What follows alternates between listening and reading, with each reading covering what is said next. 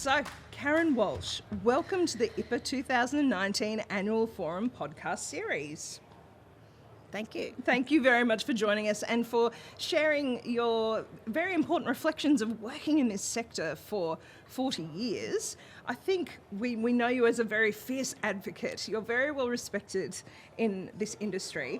It was interesting to hear your points about how perhaps we could talk to people working on the ground, such as yourself, and in the sector at the beginning of a project, not at the end. Would you be able to expand on that a little bit as well for us today? Oh, look, I think that often the community sector is involved, or we can be involved in the beginning, then there's long periods of silence, and then there's a tender. I think we need to get back to the days where tenders weren't the focus, really working together at, well, if we want a solution, what's the work we need to do to put that to the powers that be or to the ministers in the, maybe 3 years' time. I think when we're always talking around what will ultimately be a competitive tender, it doesn't draw the best out of anybody. And that if we could actually look at problems, social problems that we want to solve earlier, and not just be focused on we've got a funding round that's going to come up, or we've got to get this into the budget process because we've got to, compete, because everything's competitive. I mean, we know the budget room's competitive. Every minister wants what they want for their portfolio. So I think we need to, there was a day when we didn't just focus on the money because there wasn't as much money. You do remember but the problems were much changed smaller. Right. The problems were smaller. So you had the time to process that. There's an urgency to some problems now, and, often you're managing a crisis that maybe the government's got, but the reality for the people is quite different. So almost a more organic approach in a way, like really kind of from the problem up, it sounds like. Yes, I think you've got to listen to all voices. It's no good pitsing saying, oh, well, we'll just listen to consumers, or we will just listen to service providers, or we just listen to government or corporates or researchers. You actually need everyone to come around the table and give their insight, because most of the issues we're trying to solve, they're not homogeneous problems for the individual. They may look like homelessness is a problem that everybody could get in and solve. However, there's a really complicated background to why people become homeless.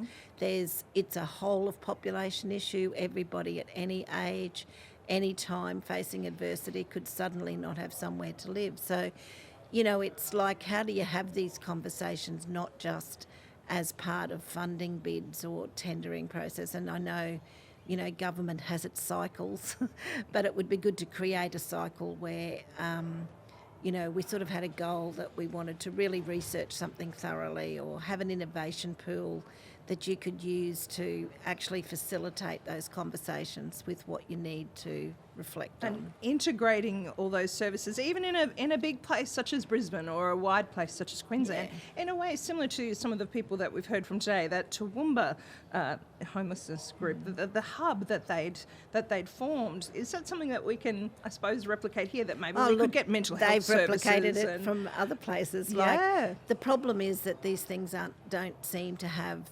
sustainability because of a change of government or a change of direction, and what we need is to really put the glue in, put the investment in that keeps it together, and don't take it away. I mean, I remember the days when we had a hub in Brisbane that had 5 organisations. It was, but then it couldn't, the money to sustain the capital wasn't there, and it went. And there's been other initiatives across, we've all worked on hubs over many years. The key ingredient is that there's cooperation, but there is the investment to match the reality of what you're trying to do. You can't just do it without that investment that sort of brings people together, gives you the capital infrastructure, gives everyone the time to be able to sit down and talk with each other, whether that's about individuals or whether it's about, some local trends that are happening in the community. Sounds like that funding is really such a big issue. It must be such a battle, really trying to get the funding for such a visible issue such as homelessness. But I suppose, as you say, there's so much going on in the background. Issues, even as I think of the latest trend with a lot of older women who are becoming homeless. There's all societal factors behind that also need to be Well, of course, looked at. women haven't had as much superannuation, issues with the death of a partner or a separation late in life. Women tend to support their families financially, even their adult children. So there's all sorts of factors that are contributing, and simply the affordability of housing. So just treating that one aspect is not going to, we need to make that public purpose partnership and really take it as a serious ongoing project. I think we need more flexibility in what we do. We can't just have these one size fits all. You've got to give NGOs flexibility to use resources creatively, and you've got to have accountability for that. You can't just say, oh, here's the money, do what you like. It's really how can we be accountable but also ensure the flexibility that you need to be responsive. And I think government has got a lot better at that in some of the funding models, but it's something we've got to keep in mind all the time.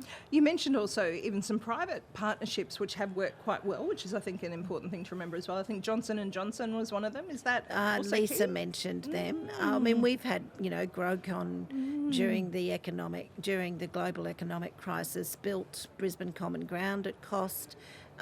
Through the economic stimulus money. That was a great contribution by GrowCon. CUA provide us with assistance to give women secure financial access to their banking, and have funded us for a couple of years to assist women with financial counselling, which has been amazing in being able to reduce the debt women have from domestic violence. And, really having a vision of women being financially independent and sustainable is something that needs to be parallel to women's safety, because you can't be safe if you don't have your own financial capacity and access to products. CUA has built a new product for women experiencing domestic violence. Are you pleased that the public sector is coming together, though, to look at how it can do this more practically? I think that people who work in the public sector share the same frustrations. We've got different realities. I think partnering requires us to respect those realities. We all have different views of the world. More than ever, we're a diverse society with different views about climate change or homelessness. It doesn't, it's not like you just think, we're just going to solve this problem. I remember the days when homelessness used to be a few men in a community with an alcohol problem, and the answer was, well, let's give them a place to stay and give them good food. But, that's no longer the reality that we're talking about. So both on population scale, geographic differences, and the different roles we each have to play. We have to reflect as not-for-profits. What is our role? How do we have to change and adapt? How do we work together more, as well as how we work with government? And most importantly, I think for a democracy, it's how we make sure that independent voice of lived experience has a place in policy. And governments should never be telling not-for-profits they can't speak about the realities that they're working with. Well, and that has become more of a trend, hasn't it? Which does make it difficult. Well, I think, Well, if our democracy's got to grow, everyone's got to be able to take criticism. Well, thank you so much for joining us again, Karyn. Are there any other little takeaways that you'd like to end No, or take for people to think about after the conference? Thanks for the invitation to be here. It's always good to reflect on things like this, and it sounds like everyone had a really good day. So, thank you, Karyn. Thanks.